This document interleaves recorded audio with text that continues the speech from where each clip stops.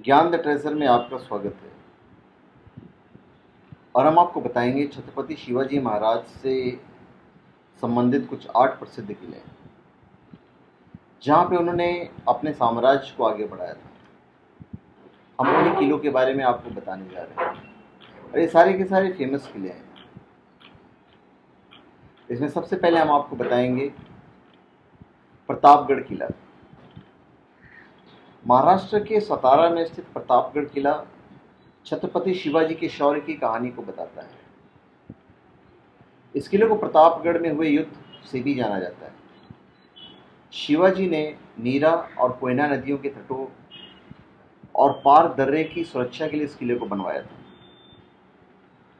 1656 में प्रतापगढ़ का किला बनकर तैयार हुआ था।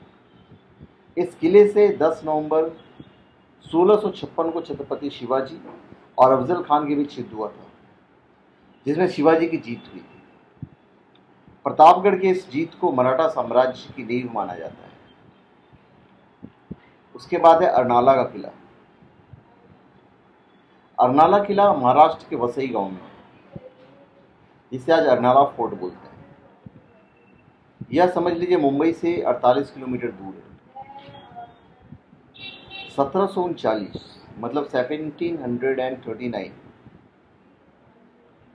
उसमें मराठा शासक पेशवा बाजीराव के भाई चीमाजी अप्पा ने इस पर कब्जा कर लिया था।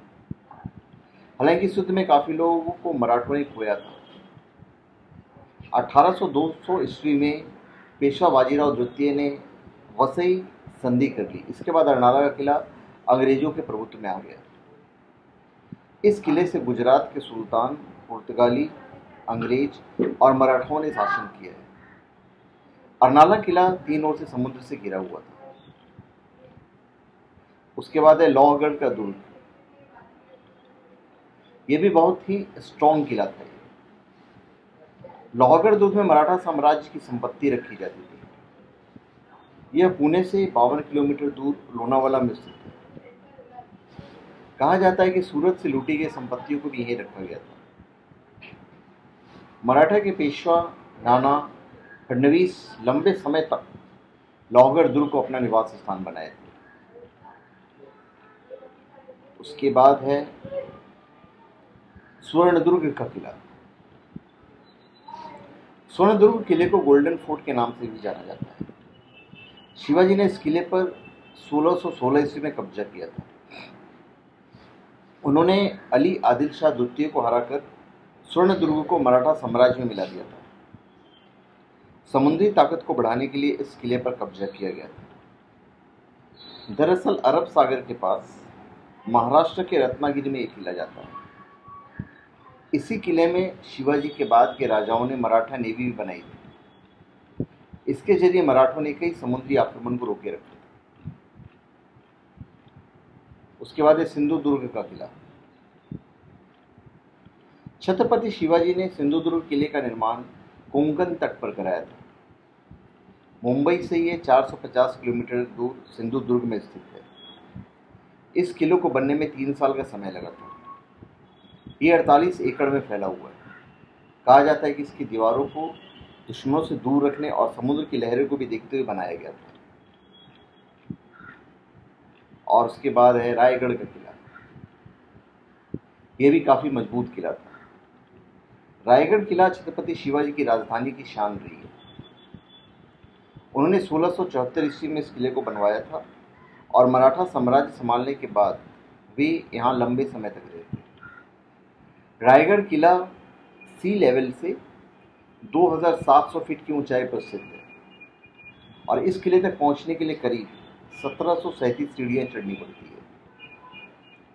रायगढ़ किले पर 1818 ईस्वी में अंग्रेजों ने कब्जा जमा लिया और किले में जमकर लूटपाट मचाकर इसे काफी हिस्सों को नष्ट कर दिया था। उसके बाद है पुरंदर का किला।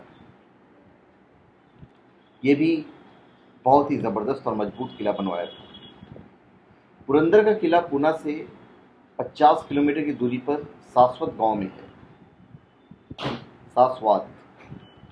इसी किले में दूसरे छत्रपति संभाजी राजे भोसले का जन्म हुआ था। संभाजी छत्रपति शिवाजी के बेटे थे। शिवाजी की पहली जीत इसी किले पर कब्जा करके हुई थी। मुगल सम्राट औरंगजेब ने 1665 में इस किले पर कब्जा कर लिया था, जिसे महज 5 सालों बाद शिवाजी ने छुड़ा लिया और मराठा झंडा लहरा दिया था।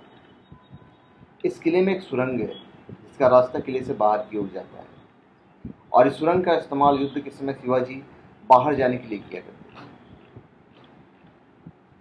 उसके बाद आखिरी किला जो मैं आपको बताने जा रहा हूँ वो शिवनेरी किला। आज भी उसकी हालत खैर आज तो अच्छी नहीं है। छत्रपति शिवाजी का जन्म इसी किले में हुआ था। शिवनेरी किला महाराष्ट्र के पुणे के पास जुन्नर गांव में है। इस किले के भीतर माता शिवाई का एक मंदिर है, जिनके नाम पर शिवाजी का नाम रखा गया था। इस किले में मीठे पानी के 2 स्रोत हैं, जिन्हें लोग गंगा जमुना कहते हैं। लोगों का कहना है कि इनसे साल भर पानी निकलता रहता है। किले के चारों ओर गहरी खाई है, जिससे शिवनेरी किले की सुरक्षा होती थी। इस किले में कई ऐसी गुफाएं हैं जो बंद हैं। कहा जाता है कि इन गुफाओं के अंदर ही शिवाजी ने गुरिल्ला वॉर की ट्रेनिंग ली थी। तो धन्यवाद। आप हमारे चैनल पर सब्सक्राइब करें और अपने कमेंट दीजिए। धन्यवाद।